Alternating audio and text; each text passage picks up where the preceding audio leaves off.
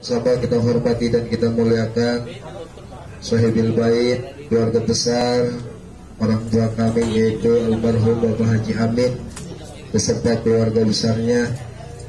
Yang sahabat kita hormati dan kita muliakan Ketua Pembangunan Musholah Miftahul Jannah Hinabillah Ustadz Iwan Kurniawan SPDI, Ketua Musholah Miftahul Jannah Bapak Haji Khairuddin, para orang tua di sini ada Bapak RT Kaud, ada Bapak saya, Bapak Sanan, Bapak-bapak semua yang ada di dalam, yang di luar, yang agak saya sebutin satu-satu namanya. Mudah-mudahan semua kita selalu dalam rahmat dan lindungan Allah Subhanahu wa Ta'ala.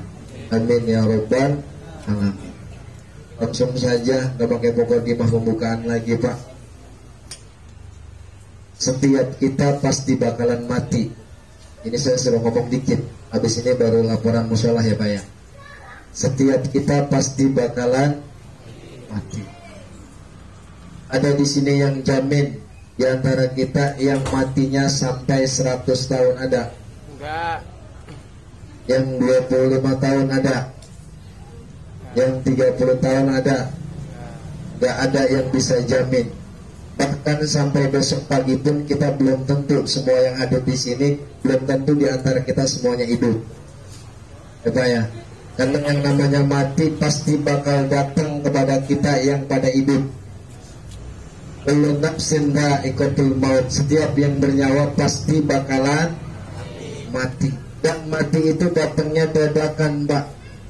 Ada dibilangin dulu sama malaikat Israel. Kira-kira kalau malaikat Israel ngasih tahu duluan, bagaimana Pak perasaan kita? Pak, malaikat Israel mau ngasih duluan tahu. Misalnya contohnya enggak, besok lu jam 7 pagi lu mati. Kira-kira bagaimana tuh Pak? Masih ada job. Ya. Agak pulang-pulang di masjid, zikir aja di masjid. Ya Pak ya. Nah itu. Jadi karena mati itu dadakan dan mati rahasia Allah Subhanahu wa Ta'ala, maka orang yang paling cerdas, orang yang paling pintar itu kalau kata Nabi, orang yang banyak ingat sama yang namanya mati. Atau kalau kata Nabi, aksiru dzikra hadhil ladzati ya'nil mauta. Kalau kata Nabi, banyakin ingat sama yang namanya yang memutuskan kenikmatan ya'nil mauta, yaitu kematian. Kalau orang tiap hari ingat sama mati, pasti dia takut ngakuin dosa. Bapak-bapak dagangan ingat sama mati, kira-kira dagangan jujur apa enggak Pak? Jujur. Bapak-bapak yang karyawan ingat sama mati, kira-kira dia tepat waktu apa enggak Pak? Tepat waktu. Apapun pekerjaan kita, apapun apa tuh Pak? Ya keseharian kita yang kita lakukan, kalau kita ingat sama mati, pasti insya Allah yang kita lakukan sesuai dengan ajaran agama kita, yaitu agama Islam, sesuai dengan ridhonya Allah Subhanahu wa Ta'ala. Oleh karenanya apa? Kalau kata baginda Nabi, banyakin tuh ingat apa yang namanya yang memutuskan kelezatan, yang memutuskan kenikmatan, yaknil mauta, yaitu kematian. Pegang tambal ban bengkel, orang bocor atut ngakunya 10. Nah itu bebas, itu mengundar mengudi lagi ya, ada mengudi. Ada agung apa kata agung ini? Awas dulu. Orang sakit atu jangan dikata 3. Nih bebas nih semuanya. Dagangan pada busuk dikata cakep. Ya, dagangan yang cakep taruh di atas, yang jelek taruh di bawah. Pas ditimbang yang jelek ada di bawah, timbangannya dilebihin emang timbangannya. Cuman pas di rumah dibuka, itu jeruk pada busuk. Tuh Pak, itu yang begitu tuh, malaikat bengis banget ngambil nyawanya. Makanya baik-baik, ya Pak ya, baik-baik dalam menghadapi kehidupan di dunia yang tanah ini. Kita pasti bakalan mati. Gak mungkin kita nggak mati. Soeharto, Pak Soeharto, Bapak Soeharto, yang apa jadi presiden selama berapa tahun? 32 tahun. Jabatannya begitu tinggi, nggak ada yang goyangin. 32 tahun waktunya mati, dia mati. apalagi kita yang baru jadi ansip, yang jadi baru RT, pasti juga kita akan mati. Ya, oleh karenanya ketika kita mendapatkan jabatan apapun yang dititipkan oleh Allah Subhanahu wa taala, ingat sama yang namanya mati. Kalau kita ingat sama yang namanya mati, pasti kita enggak mau nyelewengin apa yang kita diamanahkan oleh masyarakat atau negara kita. Para bapak jamaah sekalian yang dirahmati Allah Subhanahu wa taala. Nah, ini Pak, salah satu bentuk rasa syukur, bentuk rasa sebagai tanda anak yang soleh, diantaranya yaitu ini keluarga besar almarhum Bapak Haji Amin, baik anak, menantu dan cucu-cucunya. Alhamdulillah setiap tahun yang ngadain acara haul. Tujuannya apa? Tujuannya buat doain orang tuanya yang udah pada meninggal dunia.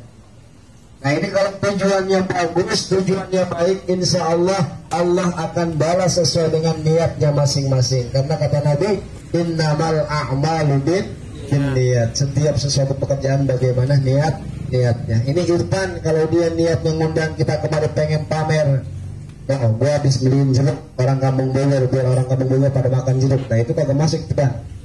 Ya, orang kampung Bogor kan jarang langka makan jeruk.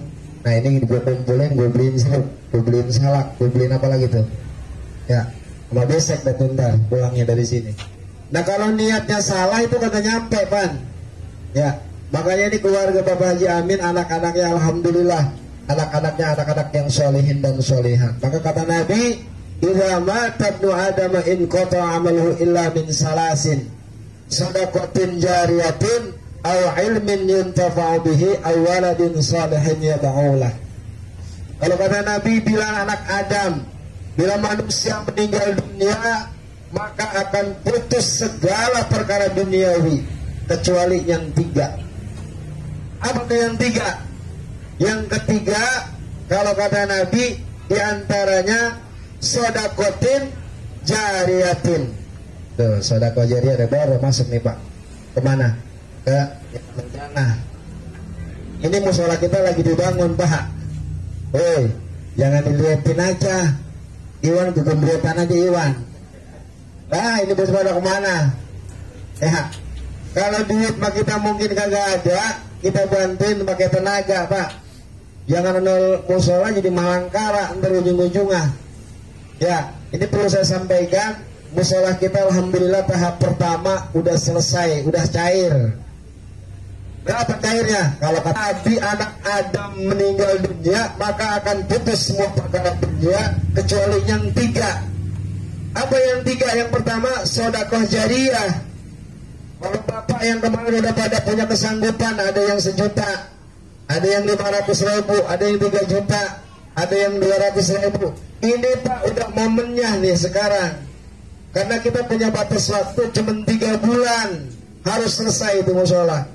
Nah, maka yang udah pada punya kesanggupan, mohon kiranya yang udah ada segera disetorkan. Karena bocah kan tiap seminggu 2 kali itu keliling ya Pak ya. Ya, kira-kira kalau memang sudah ada, tolong disetorkan biar nanti uang dari swadaya kita sudah terkumpul semua, tinggal kita nunggu cair tahap-tahap berikutnya yang dari Uni Emirat Arab. Nah, ini sedekah jariyah 1.000 Pak yang kita taruh buat musola tuh. Kita taruh 1.000, paling gedenya misalnya 1 juta. 1 juta dibeliin semen, 1 juta dibeliin pasir, dijadiin apa tuh? Tembok musola. Itu selama tembok musola tersebut dipakai buat ibadah kepada Allah Subhanahu wa taala, maka itu pahalanya akan ngalir. Baik kita masih hidup ataupun kita sudah meninggal dunia. Tuh. Itu Pak. Ya, maka sedekah jariyah. Namanya sedekah jariyah. Jariyah itu kan jalan. Sedekah jariyah. Taruh Pak, kalau punya duit 1.000, 2.000 silakan taruh. Jangan pelit-pelit. Harta yang kita miliki di dunia ini pada hakikatnya bukan milik kita. Harta yang di dunia ini yang kita miliki ini pada hakikatnya bukan milik kita, akan tetapi ini adalah titipan yang dititipkan Allah kepada kita. Kalau kita dititipin nama Allah, kitanya pelit, Kalau kita dititipin sama Allah, kita yang nggak mau sedekah jariah, maka yang nitipin nanti pasti bakalan marah. Saya sering ngomong, ya Pak ya, kalau kita nitipin motor di penitipan motor kita mulus, kita titipin, pas pulang spionnya hilang, bempernya pecah, kacanya pecah. Kira-kira kita nitip motor kita, pas kita ambil motor kita pada rusak, begitu kita marah apa kagak Pak? Sama Allah. Allah nitipin harta sama kita nih. Allah titipin harta sama kita, terus harta yang dititipin sama Allah dipakai buat buaya-buaya doang. Kagak dipakai buat sedekah jariah, kagak dipakai buat amal ibadah kepada Allah Subhanahu wa taala, kagak dipakai buat bantu orang yang sedang kesusahan, maka Allah pun akan marah kepada kita. Tuh, makanya hati-hati. Ayo besok ya. Nih, bocah jalan udah besok pada naro. Bocah jalan tiap hari apa? Tuh. Ada Minggu sama Kamis Pak, tuh jangan lupa. Itu ada catatannya tuh yang pada punya kekuatan. Itu sedekah jariah yang pertama. Yang kedua apa Pak? Yang agak putus.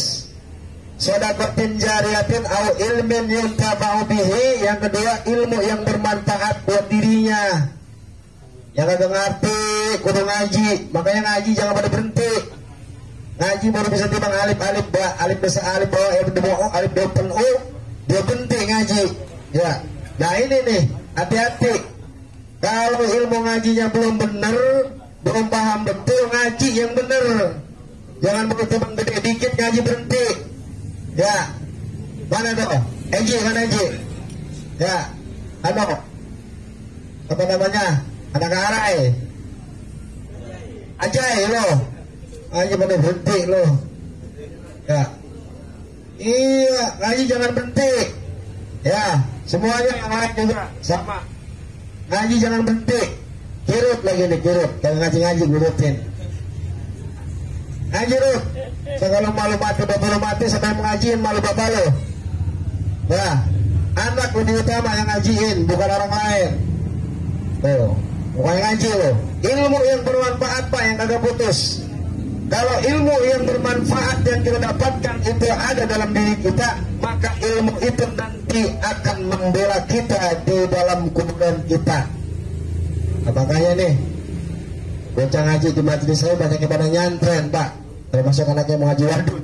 Ya, emang anak tinggal dua-duanya, yang satu udah betul, yang satu bontot, tinggal emang paling disayang ujian ya. Pengen mondok aja di bocah. Akhirnya bapaknya kegedean makan, kegedean minum. Jangan begitu pengaji, biarin bocah ngaji, bocah nyantren. Kita doain aja biar pulang jadi ustadz, jadi kiai. Nah ini apa? Daripada kita menangis di akhir, tertawa di awal, lebih baik kita menangis di awal, tertawa di akhir.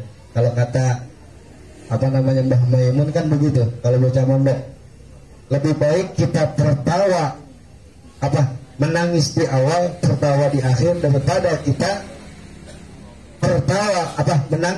tertawa di awal, menangis di akhir. Artinya apa? Biarin kita perih-perih anak kita. Kita nangis, kita tangisin anak kita, biar anak kita mondok. Nanti bila keluar dari pondok, insya Allah dia jadi orang hebat, insya Allah dia jadi kiai, insya Allah dia jadi ustadz, dan kita akan bahagia baik di dunia maupun di akhirat karena mempunyai anak yang soleh atau anak yang soleh. Itu yang kedua. Dan yang terakhir, yang ketiga nih Pak.